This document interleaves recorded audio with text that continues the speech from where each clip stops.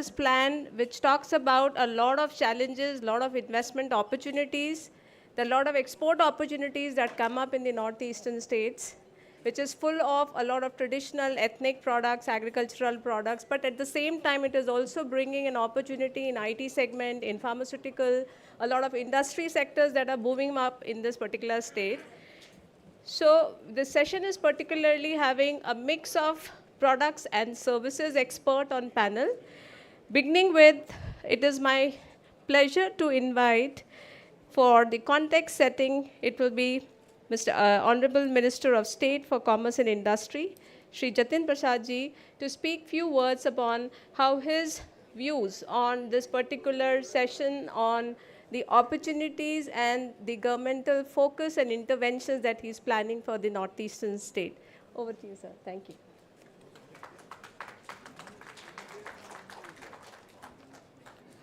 Thank you so much for that early invite. So I'm happy that I'm being able to, and the panel discussion can continue. But I'm very happy that I'm here for this Rising Northeast meet that we are having. And even more happy also that now my friend here with me on stage, Mr. Pabitra Margarita, who I keep seeing in Parliament, taking the cause of the Northeast at all times, apart from the responsibility of Minister of External Affairs at the state. Mr. Bimal Bora, Honorable Secretary, Ms. Dr. Tamanna Chaturvedi from the Invest India, Srimati Sonia Parashar, Federation of European Business in India, SG, Dr. Biswajit Nag, Professor, IIFT, Shri Prabhat Kamal, Shri Pankaj Kejriwal, and Srimati Anjana Karen, President in Lambia, Europe. Like I said, I'm very happy that I'm here for this Rising Northeast Investor Summit 25, a landmark gathering that celebrates the spirit of enterprise, innovation and inclusive growth in one of India's most dynamic and promising regions. And yesterday, the Honorable Prime Minister was here in the presence of the chief ministers, diplomats, government officials, visionary industry leaders, pioneering entrepreneurs, bold innovators, and distinguished guests from across the country and beyond. The very presence reaffirms a shared commitment of unlocking the immense potential of the Northeast. And together we take this forward, the mission of transforming the vibrant region into a thriving hub of investment, opportunity, and sustainable development. No region reflects the resolve of Viksit Bharat more than the Northeast. Once seen as a distant periphery, it is now at the very heart of the nation's growth story. And thanks to the visionary leadership and the unwavering commitment of the Prime Minister, Shri Narendra Modi ji, this has become possible. When Prime Minister Modi ji visited Shillong in 2016, the first such visit by a Prime Minister in 4 decades, it was more than a political milestone. It was a signal to the region and the nation that India's heart was turning towards the northeastern frontier with intention and intensity. With nearly 70 visits to this region, the Prime Minister hasn't just ensured policy attention, he has also initiated national and global confidence in the potential of the Northeast. His Act East, Act Fast, Act First mantra has dismantled decades of disconnect, transforming a land marked by bunds and blockades in one of the most buzzing and border trade infrastructure growth and cultural resurgence. Once sidelined in national priorities, the Northeast have found their strongest champion in Prime Minister Narendra Modi ji, who has in spirit and in action become the region's most credible brand ambassador at the world stage. And it's been an old saying, the sun rises first in the Northeast. And similarly, we want the sunrise investment to happen here first. Hence, my ministry with the information technology has approved the semiconductor plant in the Northeast. And that is such a big milestone. One of the 6 that are been sanctioned by the Modi government. One is in Northeast. And never before in the 75 years of independence was a new age technology product ever brought to manufacturing to the Northeast. Northeast is the frontier of new development for India. And the other Ministry of Commerce and Industry, responsibility that I hold as Minister of State, we are in the process of reviving traditional Northeast industries. We have, through quality control orders, protected the agarbatti business of Tripura, all the traditional manufacturers of the Northeast, toy manufacturers. We are bringing grassroots development, for example, reclassified bamboo as grass. The Northeast India is the new engine of inclusive growth. The first time ever, the broad gauge reached Manipur, Mizoram, Meghalaya, Arunachal and Tripura. For the first time, a goods train reached Manipur in 2022. Electric trains reached Meghalaya in 23. Nagaland got its first railway station after independence in 22. Sikkim and Arunachal Pradesh were committed to air services for the first time. Nagaland got its first AIIMS in Guwahati in 23. India's first ever national level sports university was set up in Manipur in 2018. This all has happened in these 10 years of the Modi government. Northeast flagship repair facility, first ship repair facility is being developed through the Hooghly Cochin Shipyard Limited at the Pandu port in Guwahati. India's first international multimodal logistics park is coming up in Joghi Ghopa, Assam. India's first Gati Shakti research chair was established at IIM Shillong in February 24, which will facilitate research, innovation, and development of logistics capacity with a focus on Northeast. There's so much, the list is so long that I've been given, but I can tell you that this transformation that is very visible and has been in front of our eyes, how now the Northeast has been transformed. And from connectivity to jobs to manufacturing to IT and commerce is playing a very important role because of the product and the unique identity of every state and every region, what it has.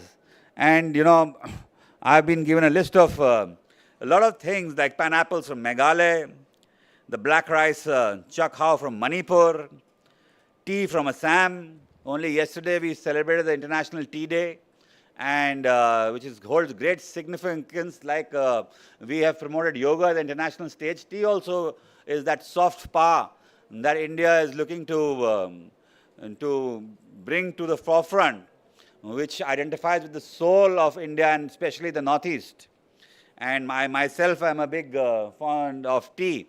And the other time when we go to these our visits to the Northeast and the aspirational districts, I had an opportunity to go to Udalgiri and that iconic tea estate, Hatigor, which by chance I happened to go there.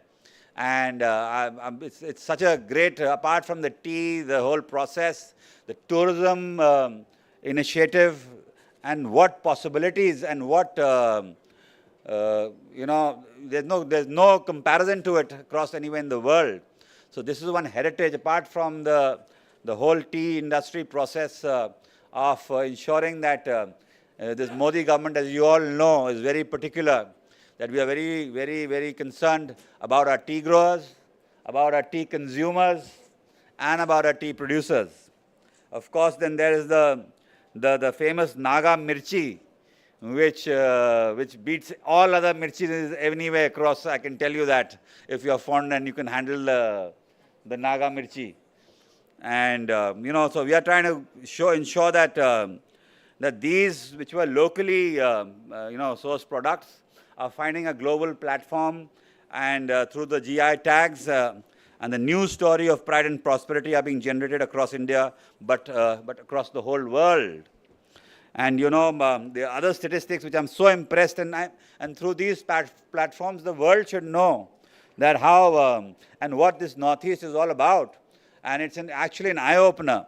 The Northeast shares an international border totaling 5,000 kilometers, bordering China, Myanmar, Nepal, Bhutan, Bangladesh. This geographical advantage establishes the region as a vital gateway for India's integration with the Southeast Asia and ASEAN countries. It is so crucial and it's so well placed. Our FDI has grown over the past 10 years. The merchandise exports from the northeastern region only in the last year from 24 to 25 has been approximately 620 million US dollars. Then, like I said, tea, organic products, apart from what I've just been presented, raw steel, silk. This silk is such a unique identity of the Northeast. 22.86 of India's total silk production comes from the Northeast, and this Iri and Muga varieties.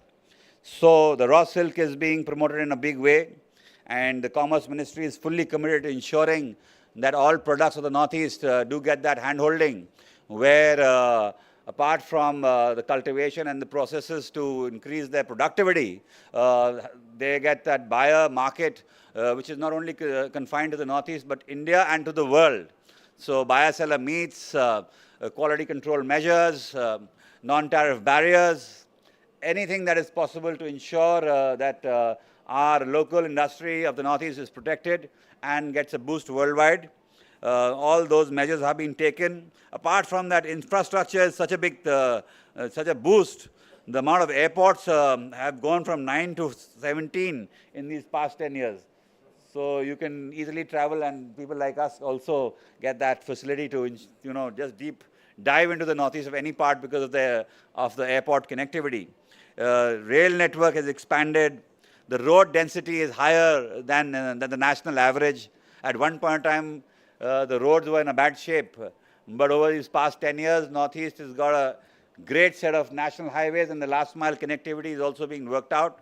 So a lot has been done, and has rightly been said, the Ashtalakshmi of Bharat, the Northeast, is scripting a development model rooted in identity, driven by innovation, and inspired by sustainability. Of course, towards the end, I would just like to say, and my special thanks to the Minister for Northeast, Mr. Jyotirao Scindia, whose invitation I'm here at. And he continues with his commitment in advancing connectivity, mobility, and opportunity in the region, and ensuring that our Northeast does get the rightful place and priority in all schemes of the government. So in the end, I would just like to say that this summit is more than a gathering. It is an invitation to invest, not just in markets, but in communities, to build not just an infrastructure, but trust, to participate not just in growth, but in a generational leap of progress.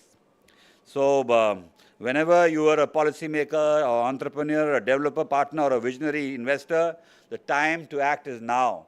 Like the Prime Minister always says, yahi samay hai, sahi samay hai. So with those words and the iconic legendary Mr. Dr. Bhupen Hazarika had once said, the Brahmaputra flows through my veins, but my heart beats for India. This spirit rooted of identity and national pride is exactly what defines the Northeast. A region surging ahead, proud of its past, confident of its future, and essential to India's journey towards greatness.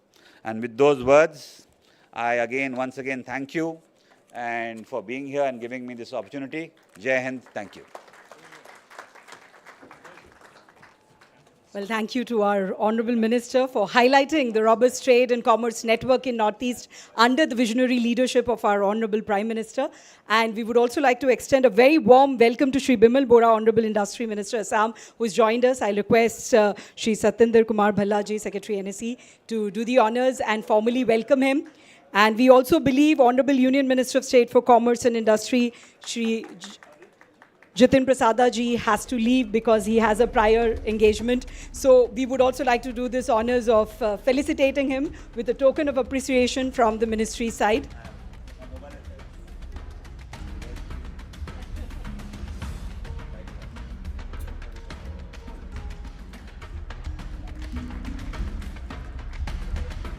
Thank you so much. I would, yes, a group photograph, and then I'll request Dr. Chaturvedi to take the session forward.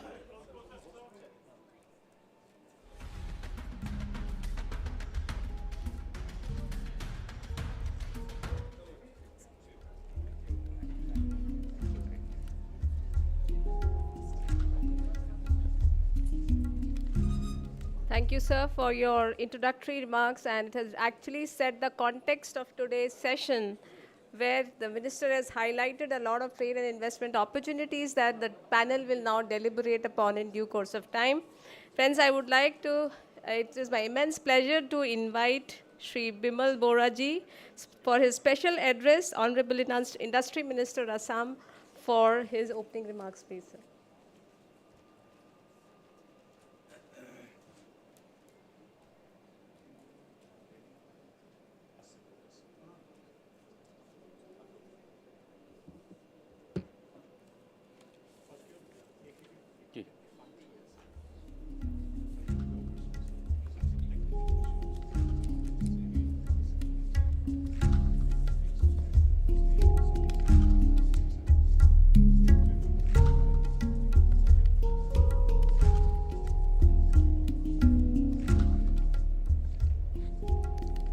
Good morning, everyone.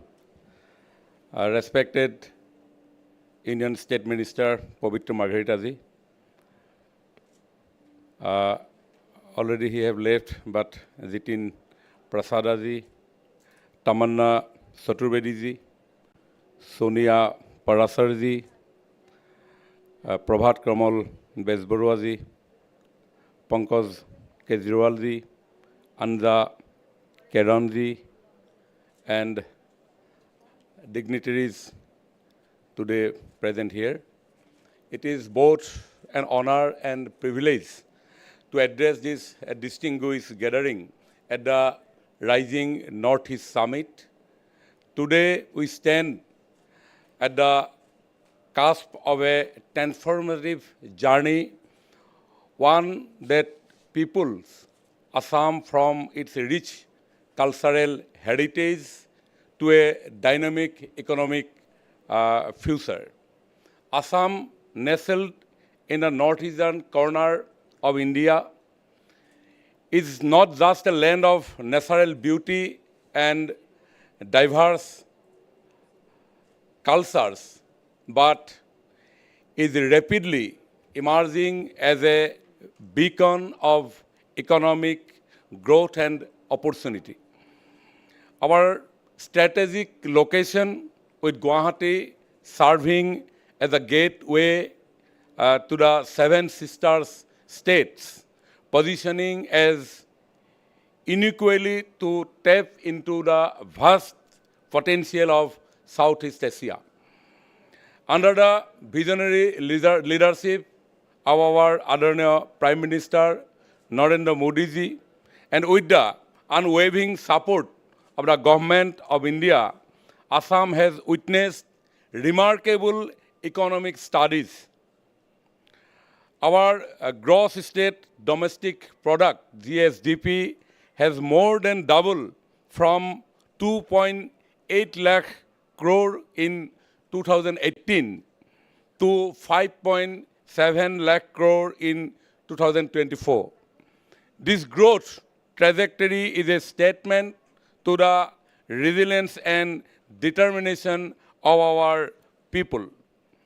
Nationally, infrastructure investment have surged from 2 lakh crore to 11 lakh crore during the same period, underscoring the nation's commitment to the regional development.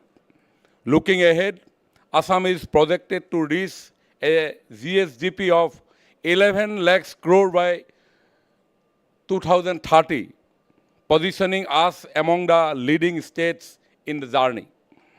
Assam export profile is undergoing a significant transformation on export growth from 2,474 crores in 2017 and 18 to 3,664 crores in 2023-24, with key contributors being tea 55%, petroleum products 23%, and pharmaceutical almost 5%. One district, one product, ODOP initiative identifies and promotes unique products from its district, such as Muga silk, tea and handloom products, enhancing local entrepreneurship and export potential. In Assam, 29 unique ODOP products are identified across 35 of districts. Geographical identifications play a crucial role in protecting, promoting, and commercializing region-specific products in Assam. Assam, with 31 GI products, showcase the state's rich cultural and artisanal legacy. Among them, the world-renowned Assam tea stands out with its distinct flavor, while the exquisite Muga silk exemplifies the state's exceptional weaving tradition. Assam's GI portfolio extends beyond those to include remarkable handicraft such as the iconic Zapi headwear, skillfully crafted from bamboo and cane. The intricate bell metal craft producing unique utensils and decorative pieces, and the Bihu Dhul, a rhythmic symbol of Assam's vibrant festivals. These GI certified products serve as a vital economic diverse, sustaining the livelihood of artisans, weavers, and farmers across the state. Assam, with its rich natural resources and strategic location, holds significant export potential. The state is renowned for its Assam tea, which is exported globally. Additionally, Assam's abundant agricultural products, including spices, fruits, and medicinal plants, offer considerable opportunities for export. Its proximity to ASEAN countries further enhances its potential as a key player in cross-border trade. In an ambitious move to diversify its manufacturing and export portfolio, the government of Assam is aggressively promoting high-potential sectors such as electronics, semiconductors, and renewable energy. The Tata OSAT semiconductor plant in Jagirod, a significant milestone, that positions Assam as a key player in the global semiconductor industry. This facility not only enhances Assam's manufacturing capabilities, but also set the stage for exponential growth in exports. By broadening the industrial base beyond traditional sectors like tea and silk, Assam is poised to attract substantial investment, generate employment, and establish a resilient and diverse economic structure that can compete on the international stage. To sustain and accelerate this growth, we are enhancing trade infrastructure at key border points like Sutarkandi, Gulukganj, Mankasar, near to Bangladesh, and Doranga. It's also near to Bhutan, facilitating smoother cross-border trade and deeper integration with our neighbors.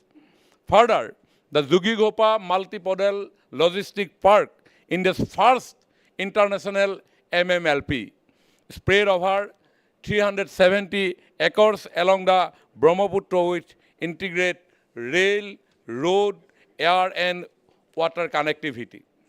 This state-of-the-art facility would handle 13 billion metric tons annually, reduce logistic costs by 10%, and generate approximately 20 lakhs direct and indirect jobs. Promotes Assam agricultural products in national and international market, and exported GI Tech Tezpur lychee to London, ginger to Dubai, among others exported products, and pineapple to Dubai, and Assam lemon to London. Organic ginger from Karbi Anglong were exported to Qatar and Oman. The Northeast holds a pivotal role in shaping a developed Bharat. With the collective efforts of the government of Assam, the government of India, and our industrious citizens, we are poised to elevate Assam's economic landscape to unprecedented heights. Thank you once again for your active participation and for believing in the limitless potential Northeast as well as Assam. Together we will forgo future of endeavoring prosperity and success. Thank you to all. Thank you for inviting me to give a chance to deliver my speech. Thank you to all. Jai Hind.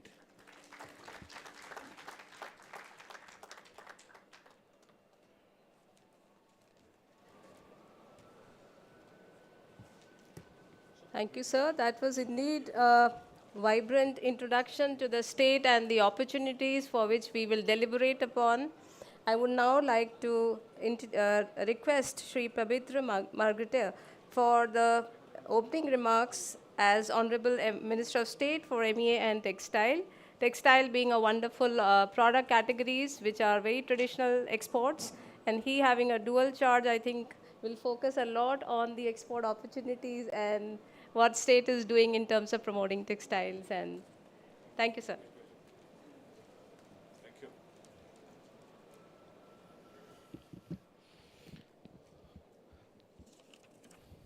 Namaskar.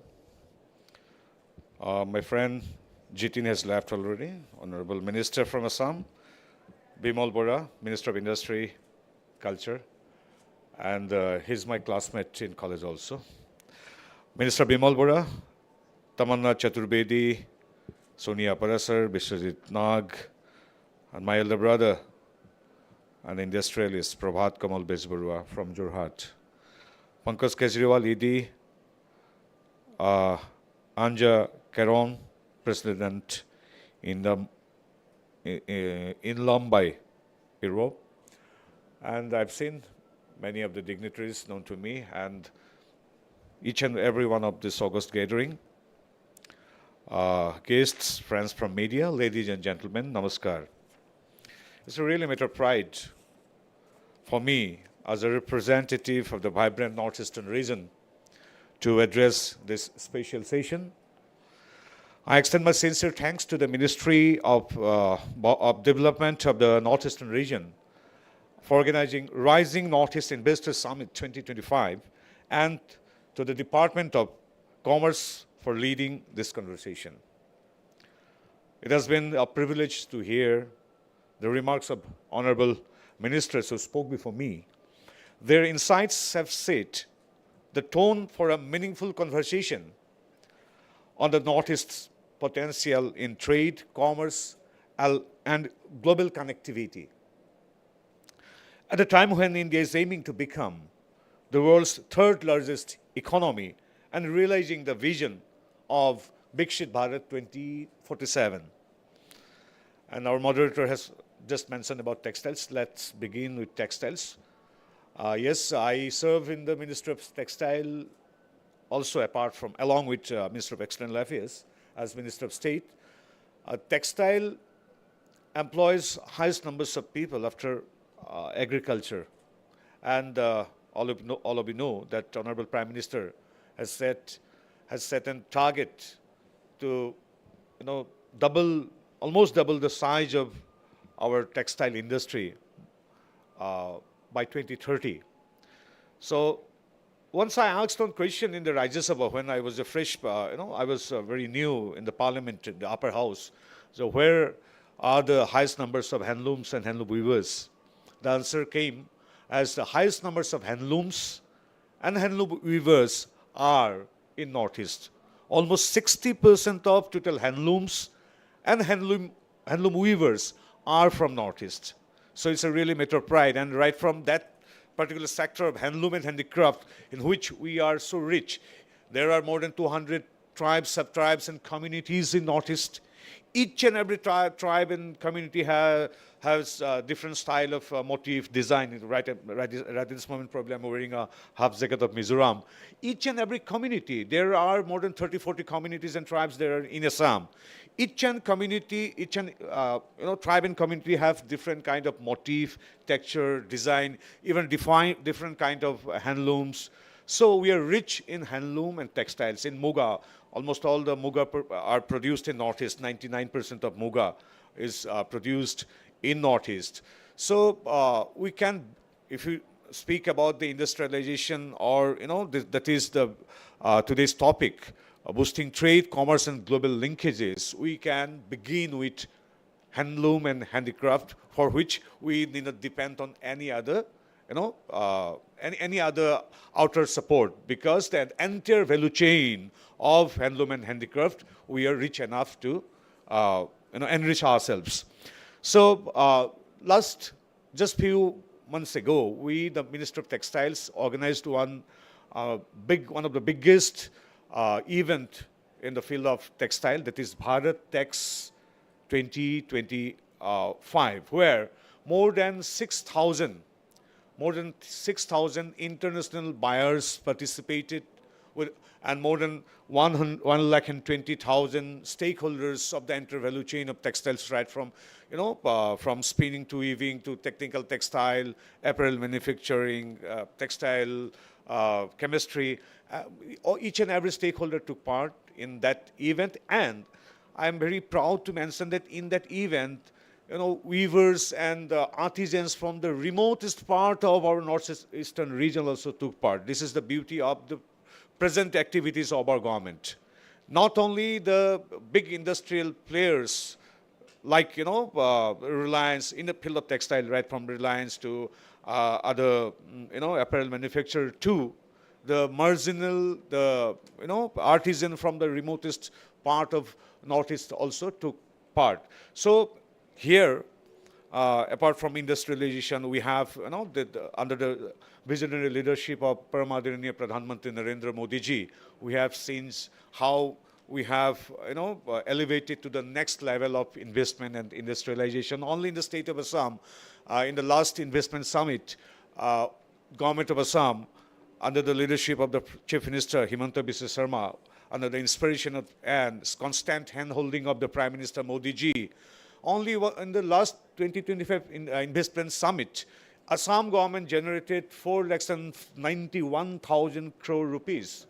It's a huge investment.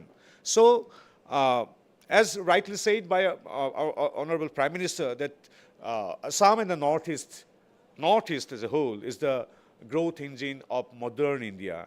He always considers Assam to be the Astlakshmi. So practically, already mentioned by Jitin Prasad also, he has visited more than 65 times. So I'll come to that point. So having been born and raised in the Northeast, I have personally experienced the challenge of the past when the region was often overlooked, underdeveloped, and disconnected from the rest of India. That is why it fills me with immense pride and joy to witness the remarkable transformation the Northeast has undergone over the past decade under the visionary leadership of Paramadhaniniya Modi ji. The transformation has been made possible by the visionary leadership, all of us know. As he rightly said during yesterday's inauguration, and I quote, there was a time, I'm quoting, there was a time when the Northeast was merely called a frontier region. Today, it is emerging at the front runner of growth, I unquote. He has made over 70 times to the region, likely more than all the honorable prime ministers combined. to fast-track development and ensure effective implementation of government schemes. Fortnightly visits was mandated for Union ministers to each northeastern state. So far, more than 700 such visits have taken place, reflecting the government's model that proactive, outcome-oriented, and truly people-centric.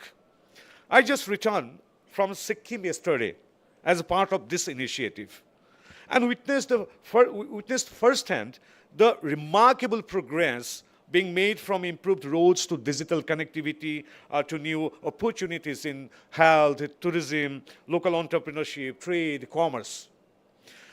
Strategically located, the Northeast shares nearly 99% of its borders with neighboring countries, and a series of visionary policies and infrastructure investments are now unlocking the region's true potential.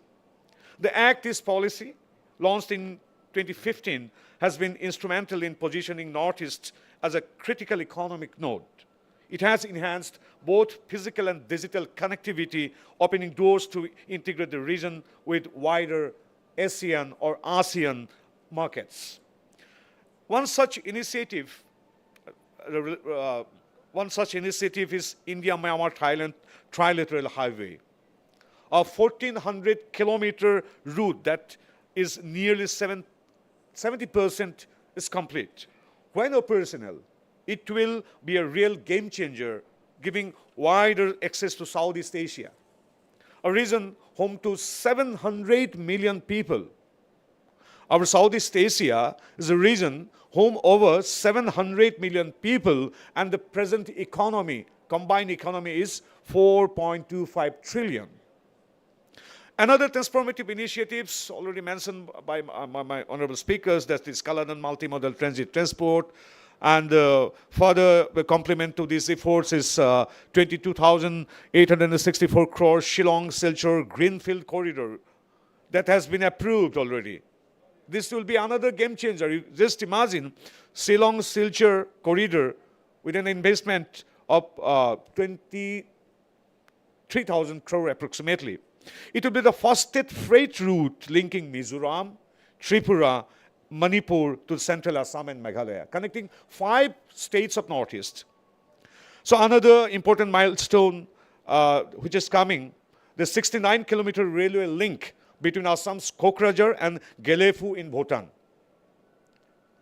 So being developed at a cost of 3,500 crore Indian rupees under India's neighborhood first policy. This landmark project will provide Bhutan with its first ever railway connectivity, significantly boosting trade, tourism, and people-to-people ties. Similarly, already mentioned by our Honorable Minister, similarly in Jogighopa, Assam, we have this major logistic hub, multimodal logistic park. So, as our Honorable Prime Minister Sri Narendra Modi ji has rightly said yesterday, I quote, in the coming years, the trade volume between India and ASEAN will cross $200 billion US.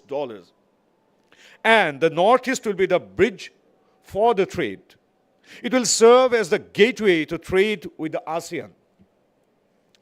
This is not just a vision. This is a reality in making, as reflected in the bold infrastructure, connectivity, and strategic initiatives I just outlined.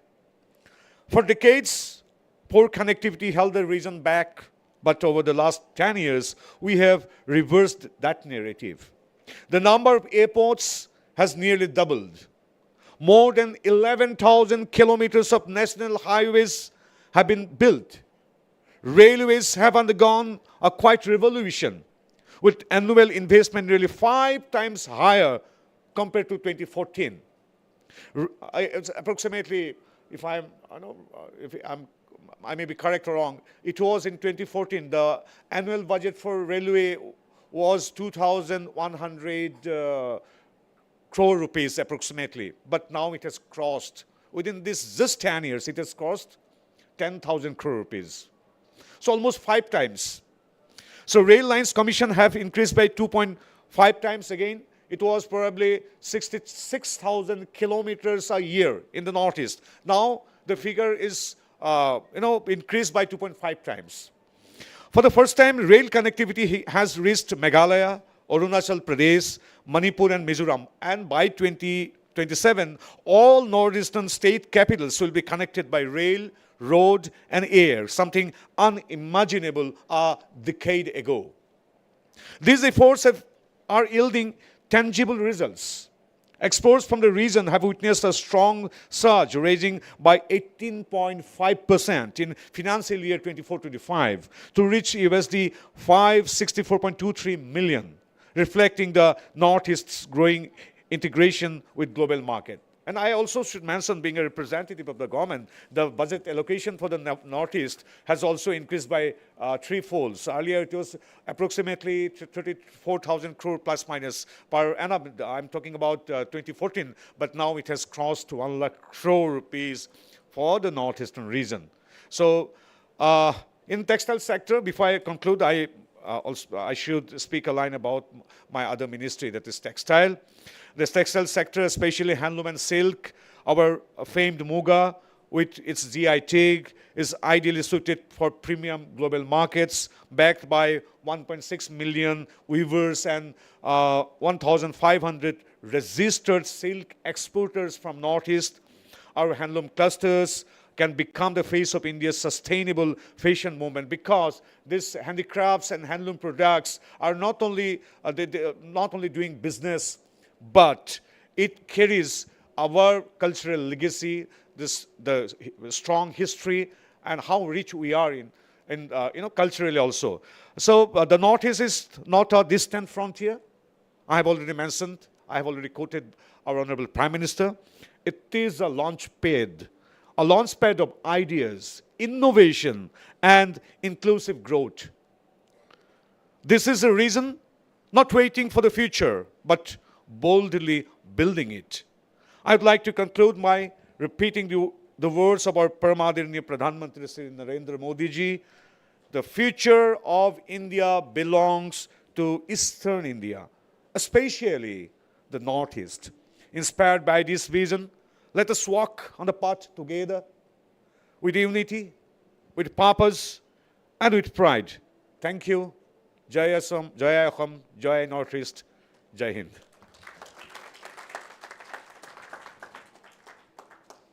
Thank you, sir. That was really inspiring. I hope all of you can hear. The three ministers has already given us the launch pad to start a very intriguing session, friends. And I'm happy to bring forth that the panel is an extremely vigilant about the issues. They are aware about the opportunities and also the challenge. And it's a mix of panel for both the traditional products, the emerging sectors, and also an academician on board who's done a huge research across these sectors and services. So let us begin the panel.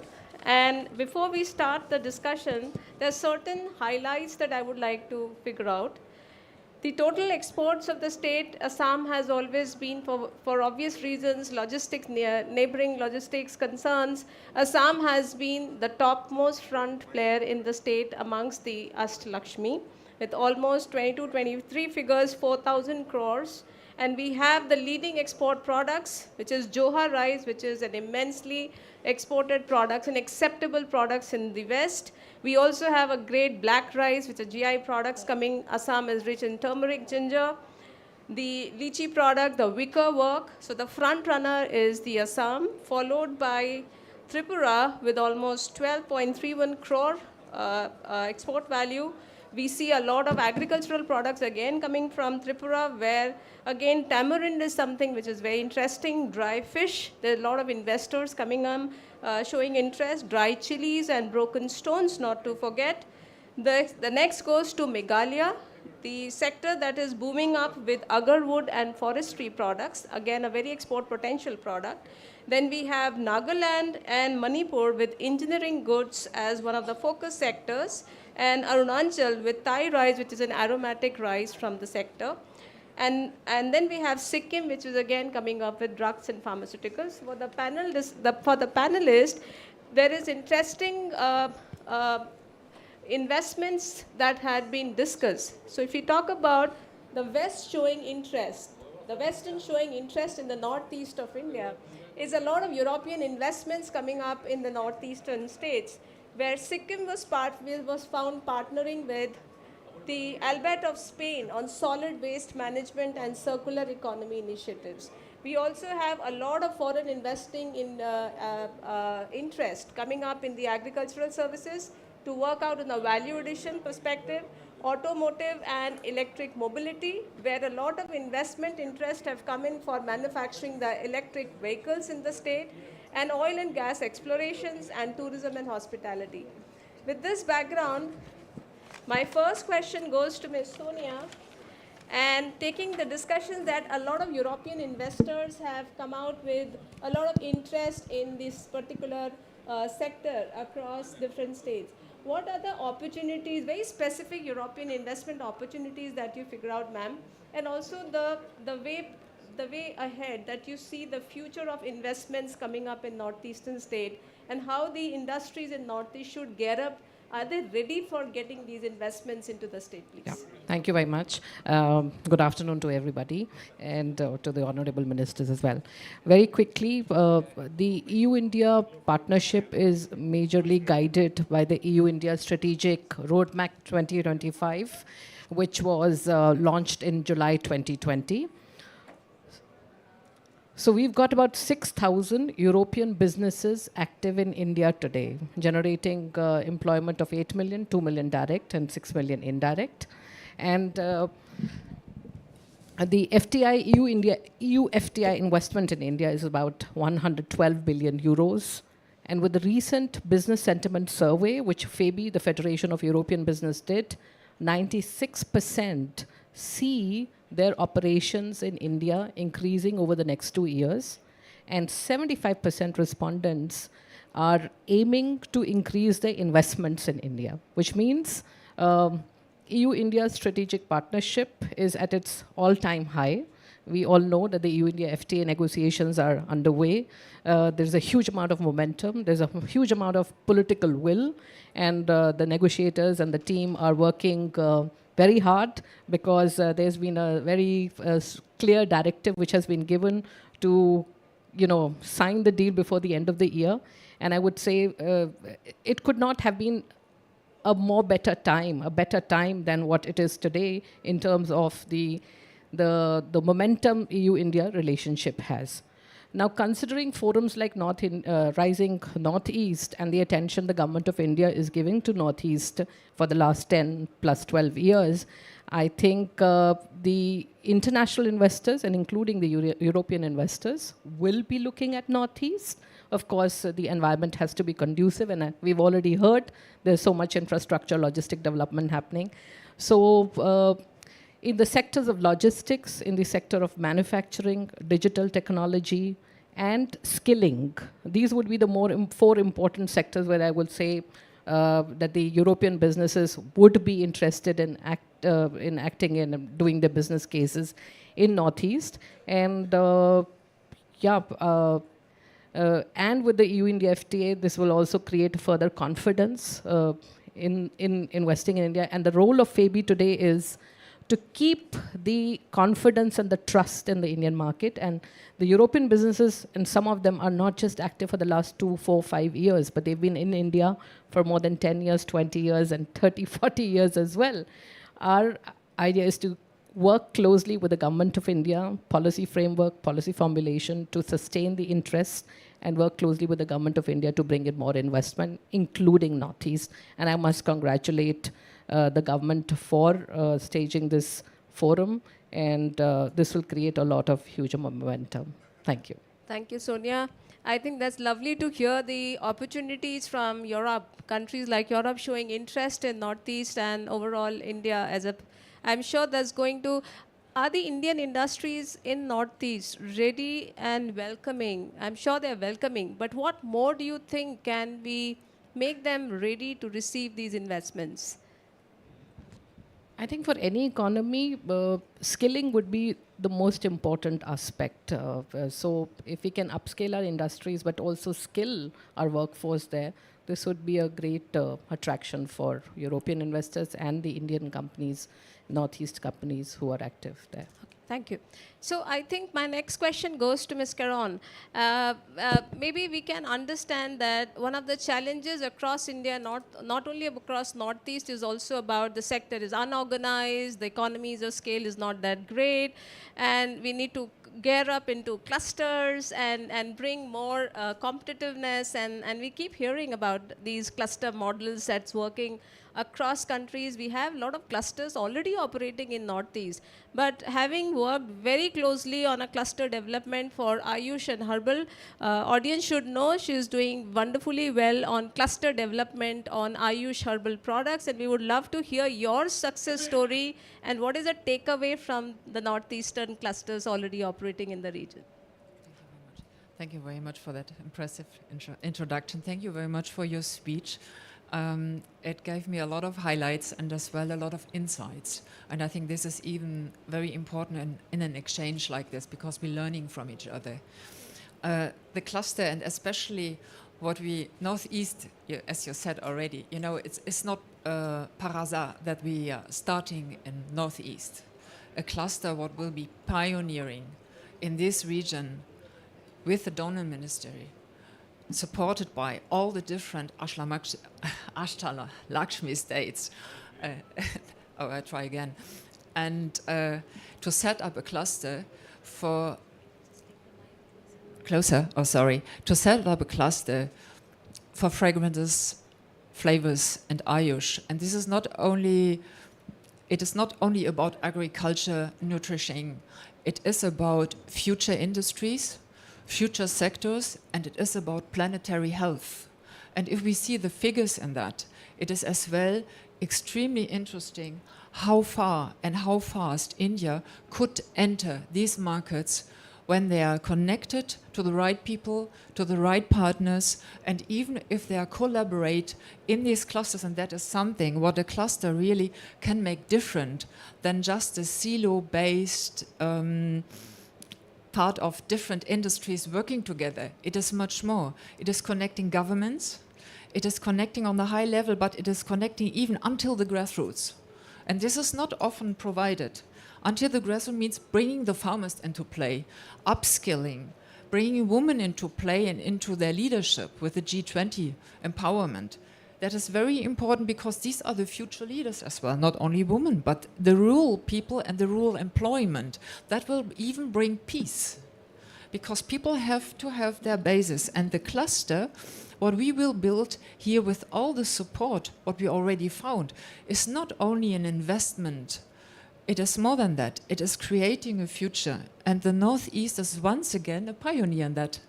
This is the reason we've chosen it, because here we find the right people and the right place to start up something very, very innovative. It is not only for India the first time as a European cluster for fragrance and flavors and Ayush. It is even for Asia, for the global south and for global north.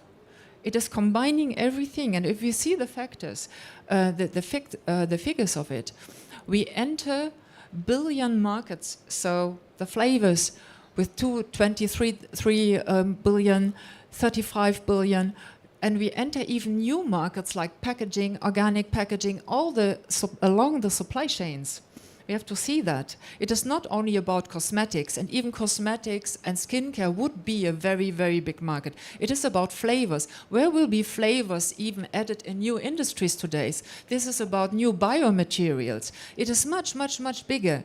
And if we provide the skills and even the technology, and technology plays a very important part here. We're talking about high technology, about nanotechnology, biotechnology, to really increase these sectors, what is already on a very high level.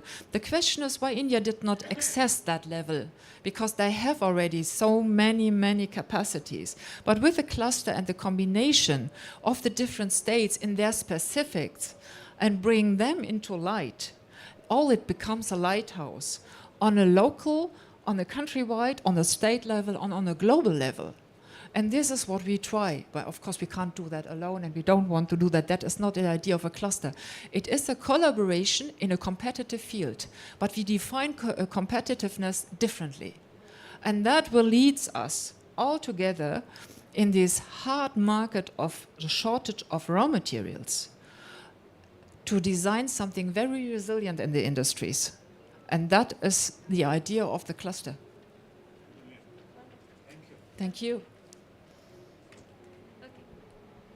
I think that's an excellent idea of getting this cluster working very efficiently. And Northeast, I am sure, has got a lot of clusters operating. One of them is a very interesting cluster, which is a tea cluster. And Assam is sitting in France, like we know champagne wines. The world knows about Darjeeling tea, and the GI is coming up from this state. So my next question is about a very important tea cluster, and we have a tea man sitting here.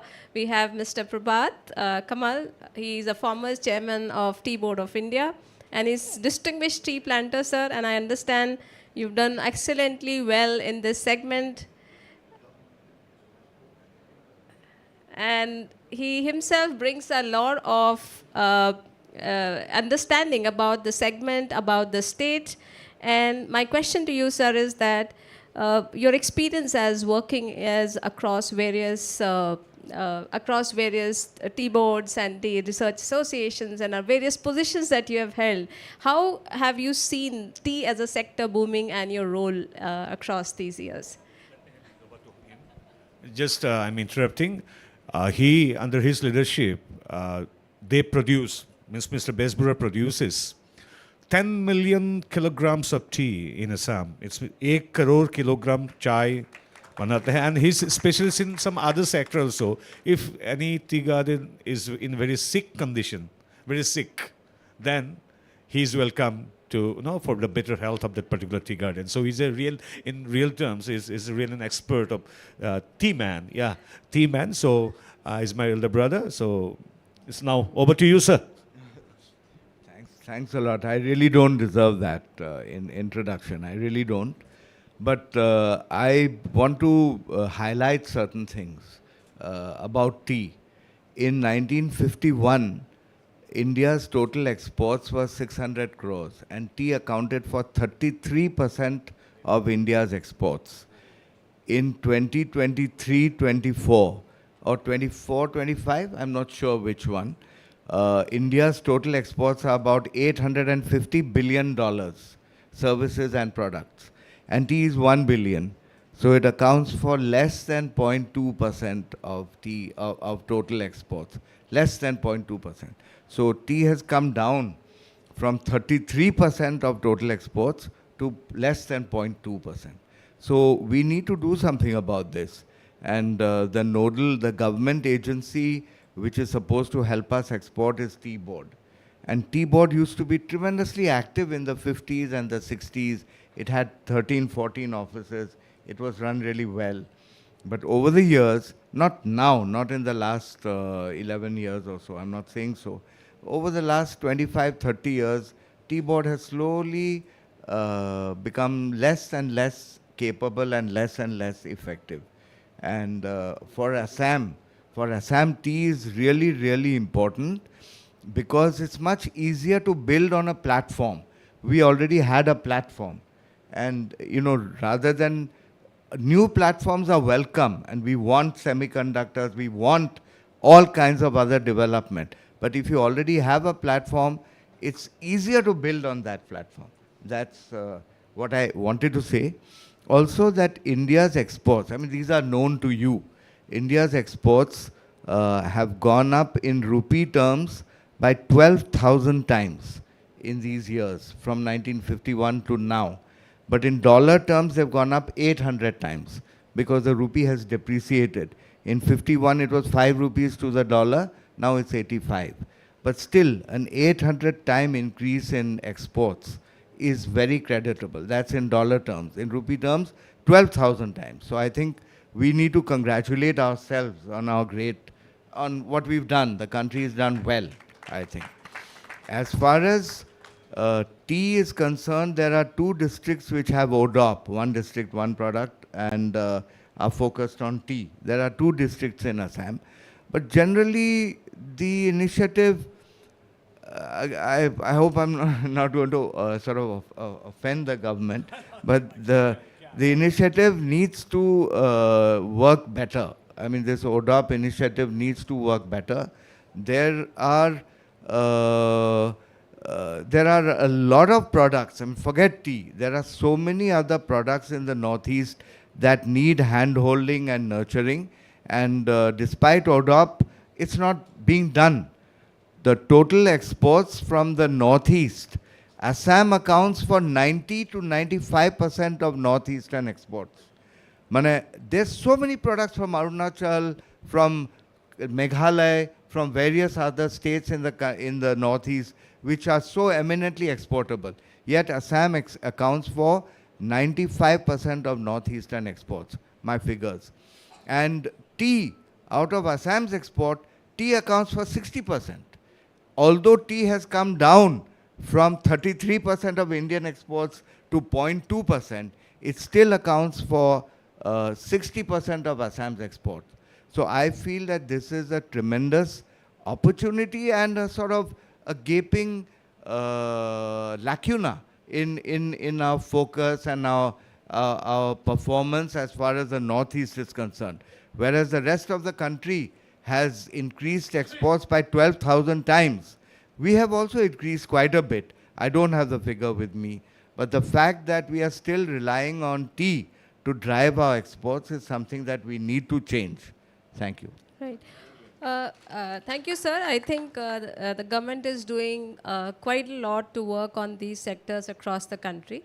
Specifically talking about tea, I think that you are one of the exporters to countries like China and Taiwan, but I could see that you're using Cochin port and not the Haldia port, which is the nearest logistically to China. Any specific reason for this? Yeah, there is a reason, and I'm sorry if I led you into a trap. You talked to me about this yesterday, and I was wondering whether to put all my cards on the table, but I decided not to. You see, I need to blend Assam teas with South Indian teas to make them exportable. Okay. And here again, I don't know whether I should talk about it, but since you've asked me, I have to. Assam teas in general, and I think the government has a big role to play here. Assam teas need to be more compliant, more clean. They're not dirty in any way, but we in Assam, we use a considerably higher level of pesticides than South Indian teas use. And while they are compliant by our standards, by Indian standards, a lot of there's no consistency in global standards. This is something that we need to take up in WTO, because this is a very effective non-trade barrier. You know, when you don't want something, and the worst culprits are the EU. The worst culprits are the EU. So, you know, Taiwan is not so bad, but they have certain issues with certain chemicals which we use, which are permitted in India. But if we are to export, we need to go with the importing country's regulations. We must remember that the customer is king. And, you know, we must tailor our product to the customer. So in answer to your question, I need to ship through Cochin because 75% of my blend is South Indian teas, which are fully Taiwan compliant. That's why I need to export from there. One very interesting opportunities that is coming up, sir, is my final question to you, is in the ready to drink. Sir, very interestingly, China jo black tea consume karta tha, now they have started drinking tea with sugar, with milk powder and the blend. 25% of Chinese have started shifting from drinking just the green tea to a ready to drink, and that is a very interesting opportunity that Northeast tea can pick up. So, have you ever tried working on these? Yes, yes, I have. In fact, my exports are entirely to a company called Coco. Actually, to two companies, one called Coco and one called Misway. I don't mind talking about it because it's, I believe in openness, and if somebody wants to compete, they're most welcome. There's no problem. You know. Mishui and cocoa command about 70% of the bubble tea franchises in China, and we export to them. And their sales are growing tremendously, but not at the cost of the conventionally drunk tea. China's crop production has gone up from 600 million to 2,800 million in the last 20 years. The production has gone up by more than 4 times. Okay? They found a market for those teas. Our production has gone up from 600 to 1,300 million. And yet we talk about oversupply and we don't have a home for our teas and tea prices are stagnating. So that country has quadrupled its consumption, and every new fad, you may call it, bubble tea might be a fad, but the fad comes in and doesn't cannibalize the conventional consumption. It is an additional consumption, and that's what we need to strive for. Thank you, sir. Another very important sector that's booming up from this state is the cement, and we have Mr. Pankaj Kejriwal, the Executive Director of Star Cement Limited. Sir, being a very established market across Northeast, and you are the veterans in this cement area, two very important analysis that has come in. Your neighboring markets like Bangladesh, which is the largest importer of the cement clinkers, the total imports of cement clinkers in Bangladesh is almost $365 billion. And we see that our far-fetched countries of Indonesia is capturing 60% of the Bangladesh market of cement clinkers. So having such logistically placed advantage in Northeast versus Bangladesh and also the ASEAN market, how have you ever tried to operate in these two countries and your experience about it, sir? Thank you, Dr. Tamanna. Respected Pavitra ji, my fellow panelists, and ladies and gentlemen. Brief about our company. Like myself and other promoters, we were born in Guwahati, Tinsukia, but we moved out of Northeast. And then when the 1997, the Vajpayee government, they announced a scheme specifically for Northeast, which again brought us back to the Northeast state. We started with the first plant of about 100 crores of investment and 0.3 million ton capacity in 2004. And today we have invested more than 3,000 crores and have a capacity of nearly 10 million. That is 30 times capacity building in the last 20 years. We are giving direct employment to more than 3,000 people, and more than 20,000 people are indirectly employed. All this has happened because of the extensive support of the central government, the state government, and the local people. We used to find that a lot of local people have trained outside Northeast, studied engineering in Maharashtra, Karnataka, but they were doing teaching jobs in schools. But when we set up the plant, they got the opportunity to work in their field of study, and today most of them have reached the level of managers, senior managers, DGM. So all this has allowed us to, have a very cordial relation with the local community, and that's what is fueling our growth. So our experience with Northeast has been extremely good, and we would again tell all investors present here to definitely look at Northeast as an investment hub. Coming to Dr. Tamanna's question regarding exports of clinker to Bangladesh. Dr. Tamanna was mentioning that the export of Assam is about 4,000 crores annually, that I understand. And she also rightly pointed out that Bangladesh, the market of cement is more than double the market of entire Northeast region. We are at a stone's throw distance from Bangladesh, but unfortunately not even 1 kg of clinker or cement is going to Bangladesh. Bangladesh is importing its entire clinker. It's not that there are manufacturers there, they are importing it, but we are not able to export. Primarily, there are 2 reasons what we understand. First is the customs duty setup. Though we have a treaty signed for our neighbors, but we are giving them 0 import duty in various products, but we don't get the same preferential treatment as of now. So I would request the Minister of External Affairs State to take it up, because while if we are sending clinker, they are asking us to pay nearly 10% of import duty. But being our neighbors, I think that if we get that privilege, it will be a big opportunity for India and for Northeast. Clinker itself has a potential of about 5,000 crores to be exported to Bangladesh. which will again entail an investment of more than 5,000 crores investment in Northeast, another create jobs of more than 10,000 people. I think this is what the government is looking at, job creation. So, and the second part which is a bottleneck is the logistic infrastructure. The clinker which is coming to Bangladesh is coming by the river route. It is coming from as far as Indonesia. But our logistic cost to the border is pretty high. The government has been building a lot of highways, which is definitely helping the connectivity, but then it leads to improve the connectivity at the border area. We also have a river route from Barak River going up to Bangladesh. But unfortunately, that river also requires a lot of dredging. So if we do the dredging for the Barak River and maybe the Surma River, this could open up a huge opportunity, especially for clinker exports to Bangladesh. Thank you. Thank you so much, sir.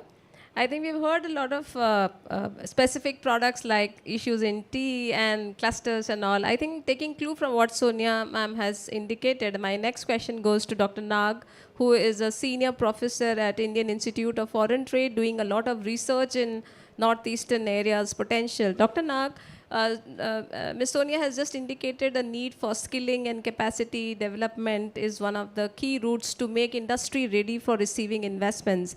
IIFT has its branch also in Kolkata, and they are working extensively. So how has Kolkata Center played an important role will be my first question. And what are some finer points that